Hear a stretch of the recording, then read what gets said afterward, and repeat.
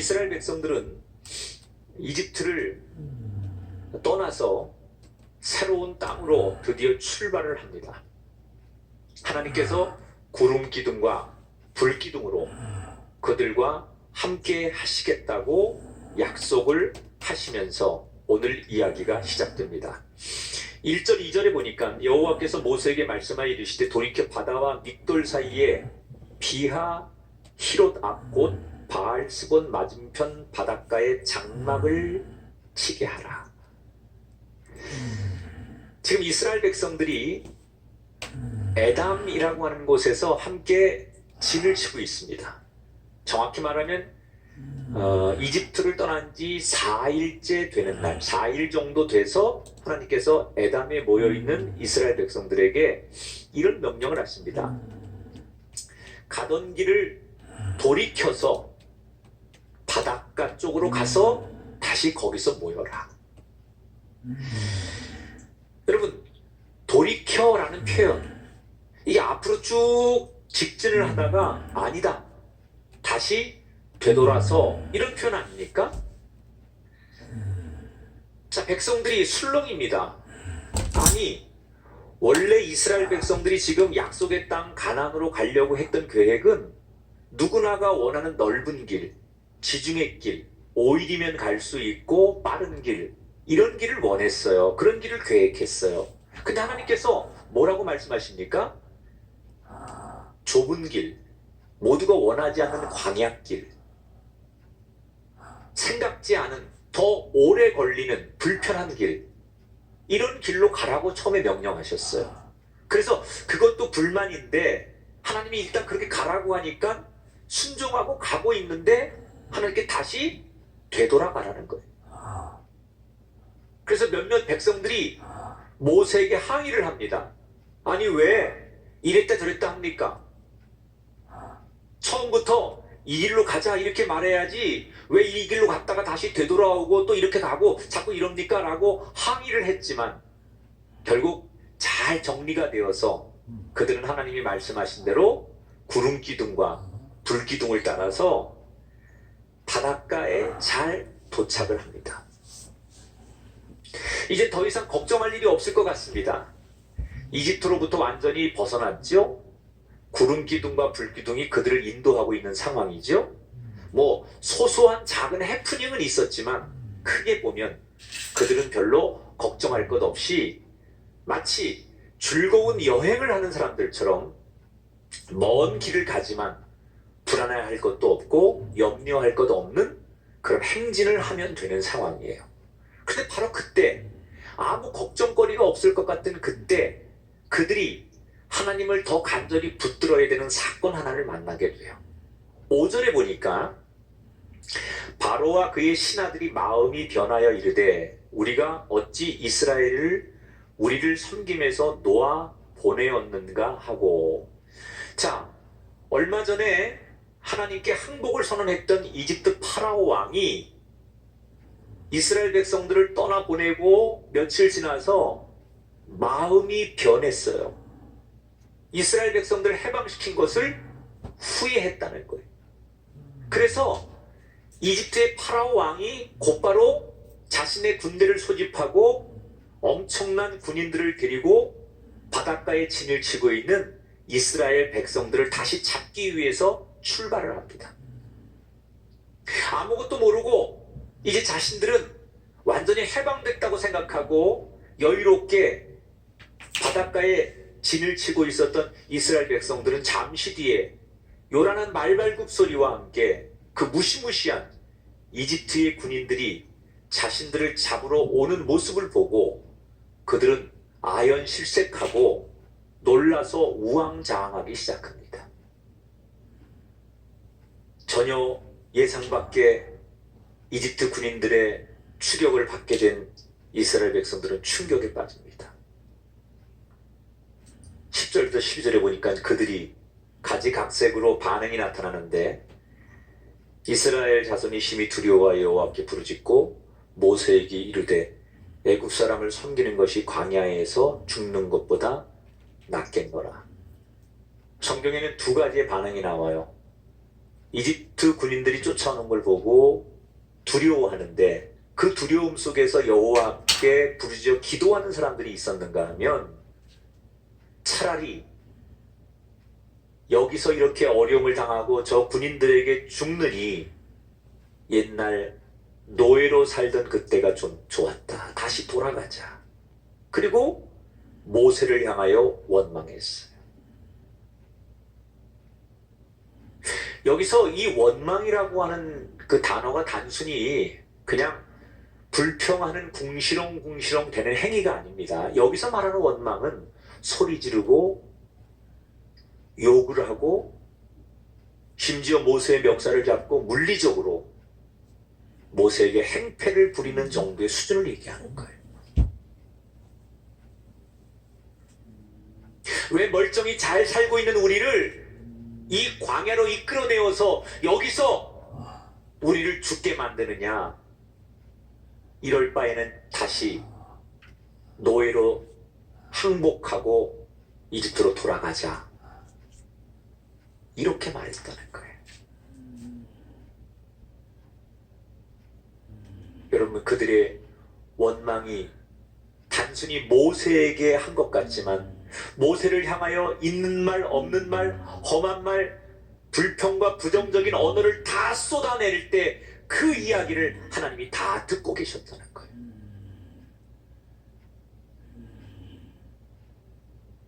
사람이 체질이라는 게 있는 거예요. 이스라엘 백성들은 자유와 해방을 얻었지만 그 중에는 아직도 노예 체질을 벗어나지 못하는 사람이 있어. 여러분, 우리가 하나님의 백성이 되고 우리가 교회 생활을 시작한 지 몇 년인데 아직도 우리 속사람이 변하지 않아서 예수 믿기 전에 그런 성격, 예수 믿기 전에 그런 행위, 예수 믿기 전에 그런 모습들, 그런 생각들이 불쑥불쑥 뛰어나온다면 우리가 이 두려운 조건 앞에 하나님을 원망하며 노예의 근성과 체질을 벗어버리지 못한 이 사람들하고 다를 바가 하나도 없다는 거예요. 예수 믿고 은혜 받고 하나님의 그런 역사가 나타난 사람에게 가장 근본적인 변화는 자신이 속사람이 체질이 바뀌는 거예요. 성령의 사람으로. 옛사람은 죽어버리고 거룩한 새 옷을 입은 성령의 사람으로 바뀌어야 돼요. 빛의 자녀로 우리의 체질이 바뀌어야 돼요.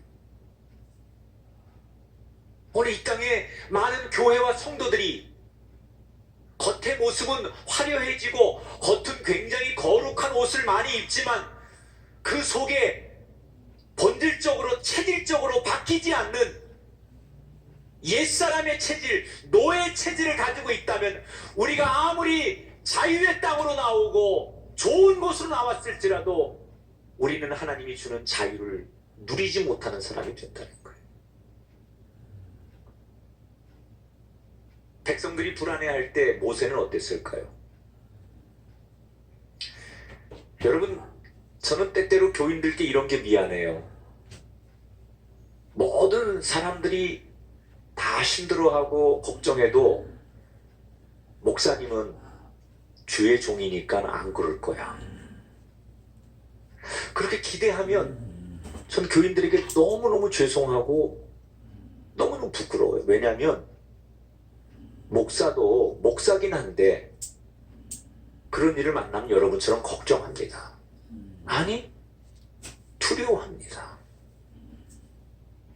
전 모세가 이집트 백성들이 막 쫓아오고 백성들은 아우성치는데 굉장히 믿음이 충만하고 성숙해서 전혀 걱정 안 하고 눈 하나 깜짝거리지 않고 평온했을 거라고 생각하지 않습니다. 모세도 속으로는 하나님을 조금 원망했을 거예요. 그리고 그도 두려움이 있었을 거예요. 그런데 그의 마음속에 많은 부분이 두려웠지만 예수님이 말씀하신 겨자씨만한 믿음도 있었어요. 어쩌면 겨자씨만한 믿음은 두려움에 가려서 아주 작은 믿음에 불과했을 거예요. 그런데 그 믿음을 꺼내서 그는 두려움 앞에서 외친 거예요. 그가 믿음이 충만하고 온전한 믿음이 있어서 하나님 앞에 외친 게 아니라, 백성들에게 외친 게 아니라, 그도 두려웠지만 그 두려움을 이기기 위해서 작은 겨자씨만한 믿음으로 그의 입술로 고백을 하는 거예요. 그 고백이 정말 성경에 나오는 유명한 명언을 몇 개 찾으라고 하면 그 중에 꼭 등장하는 말씀이 바로 13절 14절에 나오는 얘기예요. 너희는 두려워 말고 여호와께서 너희를 위해 행하시는 구원을 보라. 여호와께서 너희를 위하여 싸우시리니 너희는 가만히 있을지니라. 모세가 백성에게 그렇게 외치는 거예요. 사실은 모세도 두렵기는 마찬가지였거든요. 그런데 작은 겨자씨만한 믿음을 가지고 죽을 힘을 다해서 그 겨자씨만한 믿음을 꺼내서 외치는 거예요. 그랬더니 무슨 일이 일어나는지 보세요.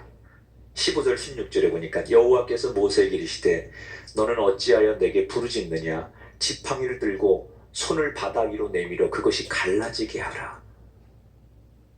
하나님께서 그 드디어 유명한 바다를 갈라지게 하는 기적을 행하시기 전에 방법을 알려주셨어요.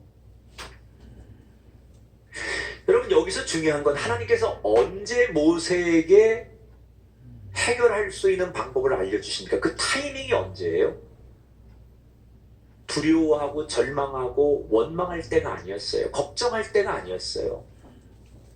그 두려움과 걱정을 넘어서서 작은 겨자씨만한 믿음을 가지고 자기 입술로 그래도 하나님을 신뢰합니다 라고 죽을 힘을 다해 외쳤을 때 그 외침을 들으시고 곧바로 하나님께서 모세에게 해야 될 일을 가르쳐 주셨다는 거예요.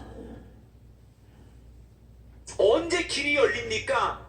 걱정하고 회의하고 염려하고 사람들에게 불평하고 무슨 따지고 이랬을 때, 소리냈을 때 하나님께서 길을 열어주신 게 아니에요. 두렵지만 문제가 첩첩 산중이 쌓여 있지만 그래도 하나님이 하신 일을 기대합니다 라고 울먹이며 그가 고백했을 때 그 고백을 들으신 다음에 하나님께서 길을 여셨다는 거예요. 하나님이 가르쳐 주신 대로 모세가 바다를 향해 손을 내밀었어요. 21절에 보니까 모세가 바다 위로 손을 내밀매 여호와께서 큰 동풍이 밤새도록 바닷물을 물러가게 하셨다. 여러분, 모세가 손을 탁 내밀었을 뿐인데 상상할 수 없는 일이 일어납니다. 메마른 동풍이 바다를 밀어내면서 바다 밑에 땅이 드러나기 시작했어요. 여기서 이 동풍이라고 하는 바람은 이미 출애굽기에서 이집트 땅에 하나님께서 10가지의 재앙 때 메뚜기 재앙을 내리실 때 동풍이 불어오게 하사 메뚜기 떼들이 이집트 전역을 덮게 하실 때 그 동풍이에요. 사막에서 불어오는 열풍입니다. 굉장히 뜨거운 바람이에요. 이걸 시로코라고 해요. 이 시로코라고 하는 바람이 불면 엄청나게 열기가 나고 그 바람이 굉장합니다. 그 바람이 바다를 밀어낼 만큼의 강한 바람이 불어왔다는 거예요. 여러분, 바다를 이스라엘 백성들의 힘으로는, 모세의 힘으로는 감당할 수 없습니다. 그런데 하나님이 함께 하실 때, 하나님이 시로코라고 하는 동풍을 불게 하실 때 인간의 힘으로 감당할 수 없고 인간이 해결할 수 없는 문제 앞에 하나님이 개입하시고 하나님이 일하실 때 바다를 가르게 하셨어요. 인간이 도저히 해결할 수 없는 문제가 있습니다. 이건 내 힘으로 안 된다고 우리가 스스로 생각할 만큼 버거운 일이 분명히 우리에게 있습니다. 그때 우리에게 필요한 게 뭔지 아십니까? 하나님의 개입하심이에요. 시로코의 바람. 때때로 인생에게는 이 바람이 불어야 돼요. 제가 새롭게 하소서 오랫동안 간증 프로를 진행하면서 그 축복을 받고 하나님 앞에 한 걸음 더 다가간 사람들의 공통점은 자신의 힘으로 그 자리에 간 게 아니더라고요. 다 시로코의 바람을 경험한 사람들. 내 상황과 환경과 여건은 하나도 바뀌지 않았는데 어느 날 하나님께서 시로코의 바람처럼 내가 그 바람에 편승해서 그 바람의 힘으로 내가 감당할 수 없는 상황과 환경과 여건을 바꿔놓으시는 그런 축복의 바람, 하나님의 개입하심의 바람이 불 때 내가 그 자리에 서더라는 거예요.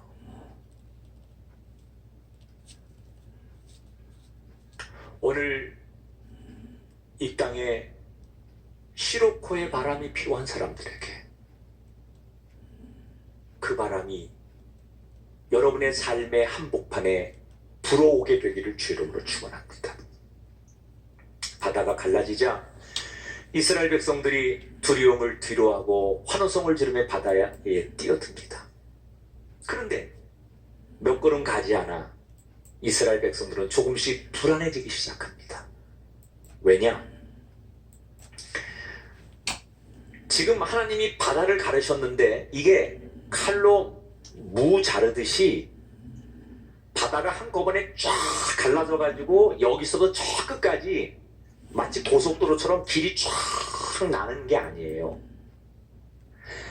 백성들이 뛰어드니까 앞에서 조금 열리고 또 걸어가면 조금 열리고 서서히 바다가 갈라지는 거예요. 여러분, 우리 생각엔 하나님께서 이스라엘 백성들에게 길을 여실 거면 바다를 쫙 가르셔서 넓은 길로 다 편안하게 갈 수 있도록 저 끝까지 두려움 없이 길을 한꺼번에 쫙 내면 좋잖아요. 그런데 하나님께서 그렇게 길을 내시지 않고 조금씩 서서히 걸어가는 만큼만 길을 열기 시작하는 거예요. 왜 그러셨을까요? 지금 뒤에서 이집트 군인들이 추격해 오는데 시간이 없어요. 빨리 도망쳐야 되지 않습니까? 그런데 이 다급한 상황에서 왜 하나님은 바다를 천천히 가르친 걸까? 우리 생각엔 하나님 한 번에 나를 고쳐주시고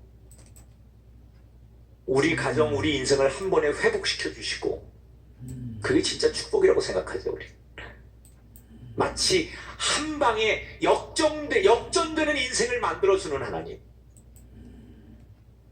우리의 신앙의 바탕 속엔 하나님을 향한 그런 기대감들이 있는 것 같아요.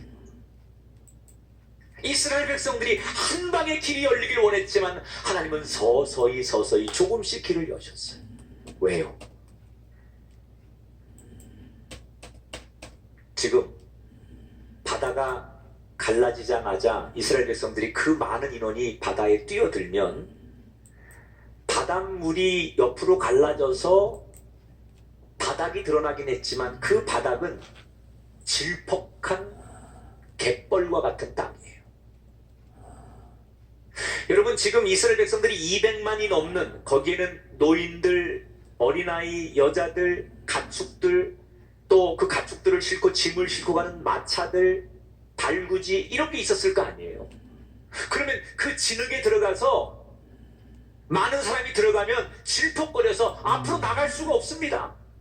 그런데 하나님께서 조금씩 서서히 길을 여시면서 동풍이라고 하는 이 강한 바람을 통해서 하나님께서 마치 드라이기로 뭘 말리듯이 땅을 천천히 말려가면서 마른 만큼 또 걸어가게, 마른 만큼 걸어가도록 그렇게 천천히 땅을 갈라놓으셨다는 거예요. 뭘 말씀드리고 싶은 거냐? 인간이 소원하고 인간이 기대하는 것과 다르게 하나님은 인간이 생각하지 못한 부분까지도 염두에 두고 계셨다는 거예요. 지금 현실에 이집트 군인들이 보이니까 마음은 급하고 위기의식을 느끼니까 그냥 자기들 생각에는, 자기들의 기준으로는 불안하기 때문에 빨리 건너는 것만이 하나님이 자신들을 지키고 축복하는 길이라고 생각하는 거예요. 그런데 하나님은 우리가 이성적으로 생각하고 판단하는 것 넘어서 우리가 미처 바라보지 않는 것까지 염두해 두시는 분이라는 거예요. 오늘 우리가 그걸 알아야 돼요. 내 생각이 맞는 게 아니에요. 내 계획이 맞는 게 아니에요. 하나님의 생각이 맞는 거예요. 자, 여러분, 여기서 이집트의 군인들이 병거, 이게 이제 엄청난 그 당시 최신식 그 마차 같은 거, 말을 타고 쫓아오는 거거든요. 그러면 그 행렬들이 금방 이거 잡힙니다. 이성적으로는 저 뒤에 이집트 사람 군인들이 보이기 시작했다고 그랬어요, 성경에. 그러면 가시권에 들어온 거니까 금방 이집트 군인들에게 잡히는 게 맞아요. 근데 성경에 보면 끝끝내 이집트 군인들이 눈앞에 놓인 이스라엘 백성들을 못 잡습니다. 신기하죠? 거의 다 목전에 와서 손에 잡힐 것 같은 데까지 왔는데 왜 그들을 추월하거나 잡지 못했을까요? 이스라엘 백성들이 보지 못하는 곳에 하나님께서 하나님이 하시는 일이 있었어요. 19절 20절 볼까요? 이스라엘 진 앞에 가던 하나님의 사자가 그들의 뒤로 옮겨가매 구름 기둥도 앞에서 그 뒤로 옮겨 애굽 진과 이스라엘 진 사이에 이르러 서니.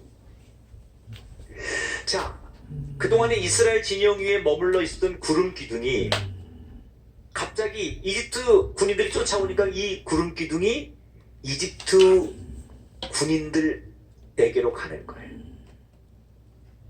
그리고 이 구름이 마치 진한 먹구름을 뿜어대듯이 온통 사방을 어둡게 만드니까 잘 달려오던 이집트 군인들이 이 구름에 가려서 시야가 확보가 안 되고 길을 잃기 시작했어요. 그 엄청난 고도의 군인들이, 훈련된 군인들이 열심히 추격하다가 완전히 시야를 가려버립니다. 길을 잃어버립니다.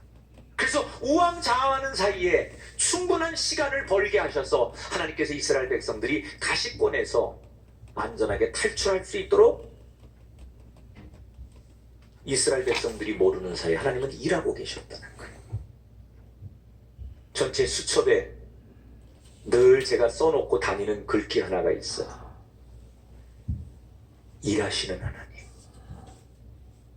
하나님은 창조 때부터 이 땅을 구원하실 때, 그리고 지금도 성령님과 함께 일하고 계시잖아요. 지금도 하나님은 우리의 일상을 통해 여러분의 삶의 구석구석에 보이지 않는 곳에서 여러분을 위해 일하고 계십니다. 그런 하나님을 향하여 감히 우리가 거래를 시도하거나 신앙을 빙자해서 거래하는 게 마땅하다고 생각한다면 오늘 우리는 내가 바로 그 포악한 파라오 왕이 되는 거예요.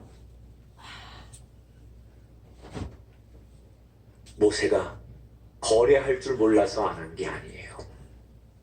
예수님이 거래하는 방식을 몰라서 거래 안 한 게 아니에요. 하나님은 거래의 대상이 아니라 순종의 대상이기 때문에 여러분 기억하십시오. 이해가 안 돼도 내 판단이 다 납득이 안 돼도 하나님을 내 머릿속에 생각 속에 집어넣으려고 하지 마시고 그 하나님이 하시는 일을 인정하시고 그 위대한 하나님을 찬송하시고 하나님께 순종하십시오. 그때 여러분에게 바닷길이 열어지는 동풍이 불어오는 은혜처럼 놀라운 일, 나에게도 이런 기적이 일어났습니다.